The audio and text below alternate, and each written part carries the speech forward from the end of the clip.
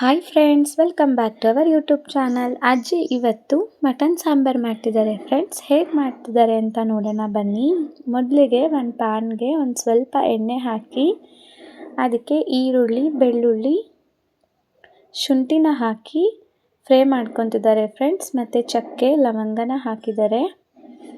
ಎಲ್ಲದನ್ನು ಚೆನ್ನಾಗಿ ಬಾಡಿಸ್ಕೊಬೇಕು. ಅದು ಲೈಟ್ ಗೋಲ್ಡನ್ ಕಲರ್ ಬರೋ ತನಕನೂ ಸಹ ಬಾಡಿಸ್ಕೊಬೇಕು ಫ್ರೆಂಡ್ಸ್. ಇವಾಗ ಅದಕ್ಕೆ 1-2 ನಾಟಿ ಟೊಮೆಟೊ ಹಾಕಿದ್ದಾರೆ. ಈರುಳ್ಳಿ ಅವರು ಸಣ್ಣ ಈರುಳ್ಳಿ ಮತ್ತು ದಪ್ಪದು ಎರಡನ್ನೂ ಮಿಕ್ಸ್ ಮಾಡಿ ಹಾಕಿದ್ದಾರೆ. ಸಣ್ಣ ಈರುಳ್ಳಿ ಒಳ್ಳೆ ಟೇಸ್ಟ್ ಕೊಡುತ್ತೆ ಅಂತ.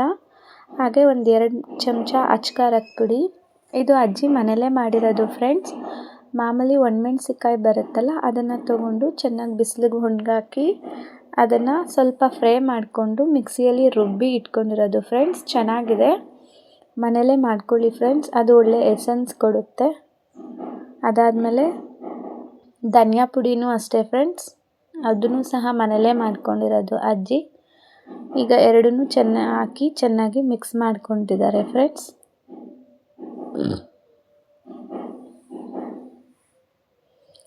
ಎಲ್ಲನೂ ಹಸಿ ವಾಸನೆ ಹೋಗೋ ತನಕ ಚೆನ್ನಾಗಿ ಫ್ರೈ ಮಾಡ್ಕೊಬೇಕು. ಇವಾಗ ಒಂದು ಅರ್ಧ ಹಿಡಿ ಕೊತ್ತಂಬರಿ ಸೊಪ್ಪು ಸಹ ಹಾಕಿದ್ದಾರೆ. ಈ ಕೊತ್ತಂಬರಿ ಸೊಪ್ಪು ಅಜ್ಜಿ ಅವ್ರ ಗಾರ್ಡನಲ್ಲೇ ಬೆಳೆದಿರೋದು ಫ್ರೆಂಡ್ಸ್. ಈಗ ಎಲ್ಲ ಹಸಿ ವಾಸನೆ ಹೋದ್ಮೇಲೆ ಅದನ್ನು ಸೈಡಿಗೆ ತೆಗೆದಿಟ್ಬಿಟ್ಟು ಆರೋದಕ್ಕೋಸ್ಕರ ಇನ್ನೂ ಒಂದು ಪ್ಯಾನ್ಗೆ ಒಂಚೂರು ಎಣ್ಣೆ ಹಾಕಿ ಸ್ವಲ್ಪ ಈರುಳ್ಳಿ ಹಾಕಿದ್ದಾರೆ ಫ್ರೆಂಡ್ಸ್. ಅದು ಗೋಲ್ಡನ್ ಕಲರ್ ಬಂದ ಮೇಲೆ ಒಂದು ಸ್ವಲ್ಪ ತುಪ್ಪನೂ ಹಾಕ್ತಿದ್ದಾರೆ ಫ್ರೆಂಡ್ಸ್ ಅವರು. ಅದೆಲ್ಲ ಸ್ವಲ್ಪ ಗೋಲ್ಡನ್ ಕಲರ್ ಬಂದಮೇಲೆ ಇವಾಗ 2-3 ಸಲ ವಾಶ್ ಮಾಡಿ ಇಟ್ಕೊಂಡಿರೋ ಮಟನ್ ಹಾಕ್ತಿದ್ದಾರೆ ಫ್ರೆಂಡ್ಸ್. ಆಲ್ಮೋಸ್ಟ್ ಒಂದು 1/4-1 kg ಮಟನ್ ಹಾಕಿದ್ದಾರೆ ಫ್ರೆಂಡ್ಸ್ ಅವರು.